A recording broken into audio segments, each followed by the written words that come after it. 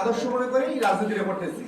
এরপর পর্যায়ক্রমে বেগম জিয়া, তারেক রহমান আর এই অঞ্চলের জনতা ডক্টর খন্দকার মোশাররফ হোসেন স্যার এবং মারুফ ভাইয়ের নেতৃত্বে আমরা রাজনীতিটা করি, এর বাইরে না।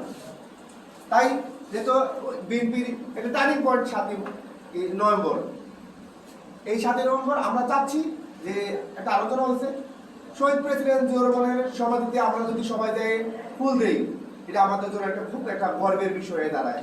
যেহেতু যাদের আদর্শে রাজনীতিটা করতেছি, হ্যাঁ, ওনাদের স্মৃতিচারণের জন্য ওইখানে আমরা গেলাম, সব এখানে বিএনপি সকল নেতৃত্ব থাকবে, তাদের সাথে আমার মত হলো এবং শহীদ প্রেসিডেন্ট জিয়াউর রহমানের শ্রদ্ধাঞ্জলি আমরা করলাম।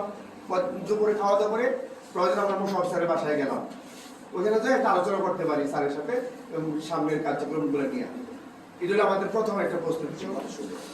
এটা করলেও আমার মনে হয় ভালো হয়, যেহেতু আমাদের দাউদকান্দি বা অঞ্চলের ঘটনা করবো না, মারুফ ভাই সম্ভবত লন্ডন চলে যেতে পারে। হ্যাঁ, যদি মারুফ ভাই থাকতো হয়তো মারুফ ভাই প্রধান অতিথি হয়ে দাউদকান্দি এই প্রোগ্রামটা হইতো। তাই আমি বলবো আমরা আগামী দিনে এই প্রোগ্রামটা সবাই ঐক্যবদ্ধভাবে এটাকে সাকসেসফুল করবো। 7 নভেম্বরে আমরা শহীদ প্রেসিডেন্ট জিয়াউর রহমানের সমাধিতে আমরা শ্রদ্ধাঞ্জলি জানাবো। যারা যারা যাবেন ভিডিওটা নিয়েন তো, বসলে ভিডিওটা নিয়েন। দাউদকান্দি আছে, হ্যাঁ, আমরা যারা যারা আছি যার যার নেতৃত্বে আমরা একটা করে মিনিমাম 4-5 টাকা নিয়ে ওখানে বসে দেবো।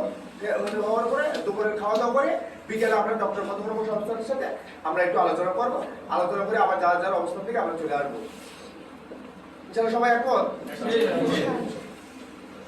আর কমিটির যে বিষয়টা আসছে, আমরা কিছুদিন এই পৌরসভার কমিটি দেওয়ার পরে আমাদেরকে মারুফ ভাই ডাকছে যে দাউদকান্দির যে কমিটিটা আমরা বিগত দিনে দিয়েছিলাম আহ্বায়ক কমিটি, সেখানে আমাদের যে আহ্বায়ক সে কানাডাতে অবস্থান করতেছে, আসার সুযোগ নেই। আর যে সদস্যটি সেও মূলত জাহাজ থেকে দেখতে পারে। তো সে বলতো যে যেহেতু আপনার পৌরসভার একটা কমিটি দিতে অত্যন্ত সুন্দর কমিটি দিচ্ছেন,